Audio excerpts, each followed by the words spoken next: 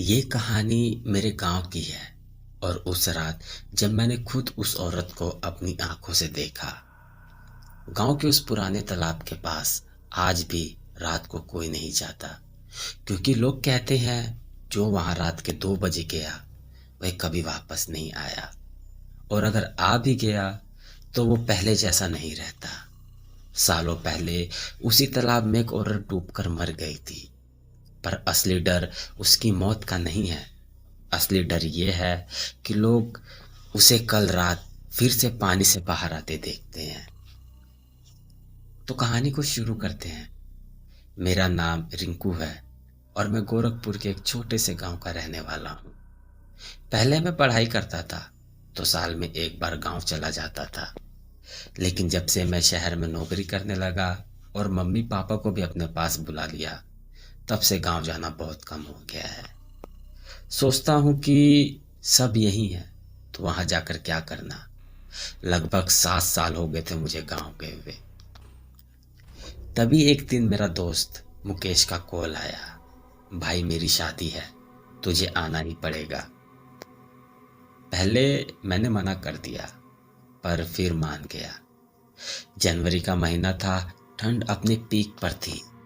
हम लोग ट्रेन से गोरखपुर पहुंचे शाम के करीब 4 बजे। स्टेशन से बाहर आकर ऑटो लिया। जैसे ही हमने अपने गांव का नाम बताया, ऑटो वाले ने मना कर दिया। फिर दूसरे ऑटो को रुकाया, उसने भी मना कर दिया। सब एक ही बात बोल रहे थे, वहां नहीं जाएंगे। कुछ देर बाद एक ऑटो वाला मान गया, बोला वह पास के गांव का ही है। हम उसमें बैठ गए। रास्ते में मैं बाहर देख रहा था, गांव बदल चुका था, पर कुछ चीजें आज भी वैसी ही थी। शाम तक हम गांव पहुंच गए। सब लोग हमें देख रहे थे जैसे हम कोई अजनबी हो। और अगले दिन जनवरी का महीना, और गांव में ठंड तो तू जानता ही है कितनी ज्यादा होती है। सुबह के टाइम भी चारों तरफ घनी धुंध थी।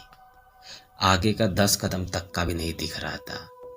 मैं और मुकेश शावर ओढ़कर गांव घूमने निकल गए। थोड़ी देर बाद मैं बोला, भाई गांव तो काफी बदल गया है। मुकेश हल्का सा मुस्कुराया, हाँ भाई, सब बदल गया है, बस एक जगह अभी भी वैसी की वैसी है। मुकेश ने धीरे से कहा, तालाब तालाब आज भी वैसा का वैसा ही है, पर उसमें कुछ बदल गया है। मैंने पूछा, क्या बदला है? वो थोड़ी देर चुप रहा, फिर धीरे से बोला, रात के वक्त वहां किसी के होने का एहसास होता है, जैसे कोई वहां पर रोता है। मैं हंस पड़ा, अरे भाई, तूने देखा है क्या कभी? मुकेश ने तुरंत सर हिला दिया, नहीं, देखा तो नहीं, पर सुना है, और गांव में लोग झूठ थोड़ी ना बोलेंगे। मैं फिर हंसता हुआ बोला, भाई मैं शहर में रहता हूँ, रात के 2-2 बजे तक घूमता रहता हूँ, आज तक मुझे कुछ नहीं दिखा। और पता है क्यों? क्योंकि मैं इन सब बातों पर विश्वास ही नहीं करता। मैं उसकी तरफ देखकर बोला, इसलिए अगर तू सोच रहा है कि मैं डर जाऊंगा तो ये तेरी गलत फहमी है। मुकेश अब चुप हो गया। उसने इस बार कोई जवाब नहीं दिया। हमने बात वहीं खत्म की और पूरा दिन गांव में घूमते रहे। पुराने लोगों से मिले, बचपन की यादें ताजा हो गई। पता ही नहीं चला कि कब शाम हो गई। रात को मैं खाना खाकर सीधा बिस्तर पर लेट गया। थकान इतनी थी कि आंख लगते ही नींद आ गई। लेकिन पता नहीं रात के कितने बजे अचानक से एक तेज रोने की आवाज ने मेरी नींद तोड़ दी। घर के बाहर काफी शोर हो रहा था। मैं तुरंत उठकर बैठ गया। मम्मी पापा भी जाग चुके थे। हम सब उस आवाज की तरफ बढ़ने लगे। गांव के घर के बाहर काफी भीड़ लगी थी और एक औरत जमीन पर बैठी जोर जोर से रो रही थी। मैं पास गया और किसी से पूछा, भाई क्या हुआ है? उस आदमी ने धीरे से कहा, इसके बेटे की मौत हो गई है। मैंने पूछा, कैसे? वह आदमी एक पल के लिए रुक गया, फिर उसने तालाब की तरफ इशारा किया। तालाब में मेरे पैर एकदम से रुक गए। मैंने फिर पूछा, पर वो रात में वहां क्या करने गया था? तब उस औरत ने खुद रोते रोते कहा, वह अपना मोबाइल वहां भूल गया था शाम को खेतों में काम करते वक्त, और रात होते ही वो लेने चला गया। थोड़ी देर बाद उसकी लाश भी वहां पर आ गई। मैं भी देखने गया, और जो मैंने देखा वह नॉर्मल नहीं था। उसका चेहरा सफेद, बिल्कुल सफेद, आंखें आधी खुली हुई, और ऐसा लग रहा था मरने से पहले वह बहुत ज्यादा डरा हुआ। उस वक्त पता नहीं क्यों मुझे मुकेश की बात याद आ गई। रात को वहां किसी के होने का एहसास होता है। गांव के लोगों में अब डर के साथ साथ गुस्सा भी था। सबको लगने लगा कि इस सब की जड़ वह पुराना तालाब है। इसलिए एक दिन गांव वालों ने मिलकर फैसला लिया, तालाब को सुखाना पड़ेगा। और सच में कुछ ही दिनों में उन्होंने तालाब का सारा पानी निकाल दिया। कुछ दिन तक तो सब कुछ शांत रहा। लोगों ने चैन की सांस ली। अब सब ठीक हो गया था, क्योंकि जब तालाब में पानी ही नहीं है तो कोई डूबेगा कैसे। गांव में एक आदमी था, सुभाष। रिश्ते में वो मेरे दूर के चाचा लगते थे, और उन्हें खेती करना बहुत पसंद था। एक दिन वह उसी तालाब के पास वाले खेत में काम कर रहे थे। उन्हें पूरा यकीन था कि अब सब ठीक है। शाम का वक्त था, हल्की हल्की ठंडी और छप छप का माहौल। तभी उन्हें अचानक से एक आवाज सुनाई दी, छप छप छप, जैसे कोई पानी में चल रहा हो। सुभाष चाचा ने तुरंत तालाब की तरफ देखा, और जो उन्होंने देखा उस पर उन्हें खुद यकीन नहीं हुआ। तालाब धीरे धीरे भर रहा था उनकी आंखों के सामने। कुछ ही पल में वह सूखा हुआ तालाब फिर से पानी से भर गया। पानी के बीच में हलचल होने लगी, जैसे कोई अंदर से बाहर आ रहा हो। सुभाष चाचा पीछे हटने ही वाले थे कि तभी एक आवाज आई, सुभाष, कहाँ जा रहे हो? वो आवाज उनकी जानी पहचान की थी। डर के मारे उन्होंने दोबारा तालाब की तरफ देखा, और इस बार पानी के बीच एक औरत खड़ी थी, भीगी हुई, सीधा उन्हें ही देख रही थी। सुभाष चाचा के पैर जैसे जमीन में जम गए हो। वो हिल भी नहीं पा रहे थे। धीरे धीरे वह औरत पानी से बाहर आई और सीधा उनकी तरफ बढ़ने लगी। अगले ही पल उसने सुभाष चाचा का हाथ पकड़ लिया। उसकी पकड़ इतनी ठंडी और टाइट थी कि वह तुरंत समझ गए कि ये कोई इंसान नहीं है। सुभाष चाचा ने पूरी ताकत लगा दी अपना हाथ छुड़ाने की, लेकिन वो औरत उन्हें धीरे धीरे वापस पानी की तरफ खींच ले आई। बचाओ! इस बार उनकी चीख पूरे गांव में गूंज उठी। कुछ लोग तुरंत भागते हुए तालाब की तरफ आए, लेकिन जब वह वहां पहुंचे तो उन्होंने देखा सुभाष चाचा तालाब के किनारे जमीन पर पड़े थे। उनकी आंखें खुली थी, और चेहरे पर वही डर जो पहले वाले लड़के के चेहरे पर था। सबसे अजीब बात यह थी कि उनके कपड़े पूरी तरह से गीले थे, जबकि तालाब फिर से सूखा पड़ा था। जब उनकी बॉडी घर पर लाई गई तो मैंने भी देखा, और तब मुझे एक बात समझ आ गई। सुभाष चाचा की मौत बिल्कुल वैसी ही हुई थी जैसे उस लड़के की। ये सब देखकर मुझे भी यकीन हो गया कि उस तालाब के पास कुछ तो है। गांव के लोगों ने वहां जाना ऑलमोस्ट बंद ही कर दिया। मैं भी नहीं जाता था, क्योंकि अब सबको पता था कि रात में जो भी वहां गया वह वापस नहीं आएगा। मेरे मन में बस एक ही सवाल था, आखिर कौन है ये, और ये सब क्यों हो रहा है? कुछ और दिन बीत गए। शादी जो रुक गई थी वह भी अब बाद में दोबारा करने की बात हुई। सब कुछ धीरे धीरे नॉर्मल होने लगा, क्योंकि अब कोई तालाब के पास जाता ही नहीं था। एक दिन दोपहर के टाइम मैं और मेरा दोस्त विनोद गांव के बगीचे की तरफ घूमने निकले। रास्ता तालाब के किनारे से ही जाता था। मैंने एक बार तालाब की तरफ देखा, वह पूरी तरह से सूखा पड़ा था, जैसे वहां कभी पानी था ही नहीं। मैं विनोद से पूछा, भाई सच में क्या कहानी है इस तालाब की? लोग क्यों मर रहे हैं? विनोद ने सर हिला दिया कि भाई किसी को कुछ नहीं पता। हम दोनों आगे बढ़े और बगीचे में जाकर एक कटे हुए पेड़ के ऊपर जाकर बैठ गए। हल्का सा सन्नाटा था, सिर्फ ठंडी हवा चल रही थी। तभी मुझे ऐसा लगा जैसे किसी ने बहुत धीरे से मेरा नाम लिया, रिंकू। मैं इधर उधर देखा पर वहां कोई नहीं था। मैंने इग्नोर किया और फिर विनोद से बात करने लगा। कुछ ही पल बाद वो आवाज फिर से आई, रिंकू। इस बार थोड़ी क्लियर। मैंने तुरंत विनोद से कहा, भाई मुझे कोई बुला रहा है। विनोद हंसने लगा कि पागल है क्या, यहाँ कौन होगा, तेरा कान बज रहे हैं। हम उठकर वापस जाने लगे, लेकिन जैसे ही हमने कुछ कदम बढ़ाए तीसरी बार आवाज आई, रिंकू। इस बार आवाज इतनी साफ थी कि विनोद भी रुक गया। उसका चेहरा एकदम सीरियस हो गया। भाग रिंकू भाग यहाँ से। हम दोनों बिना पीछे देखे भागने लगे। दिल जोर जोर से धड़क रहा था। तभी अचानक से एक औरत की रोने की आवाज सुनाई दी। दोपहर के 1 बजे और पूरा एरिया में कोई नहीं।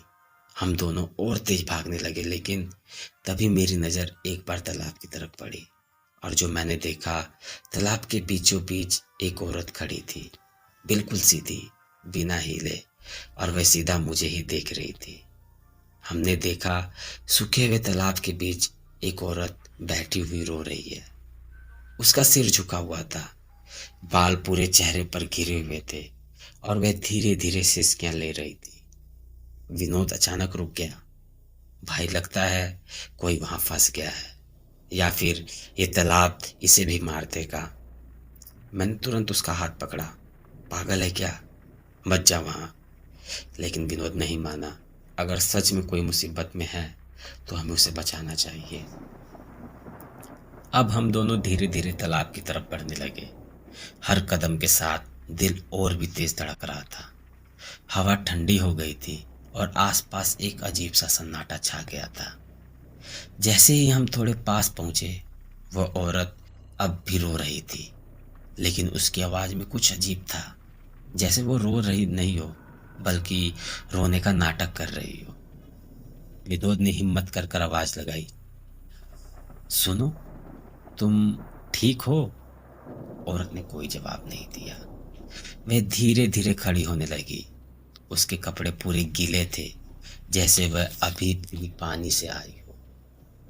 मेरा दिल अब तेज से धड़कने लगा।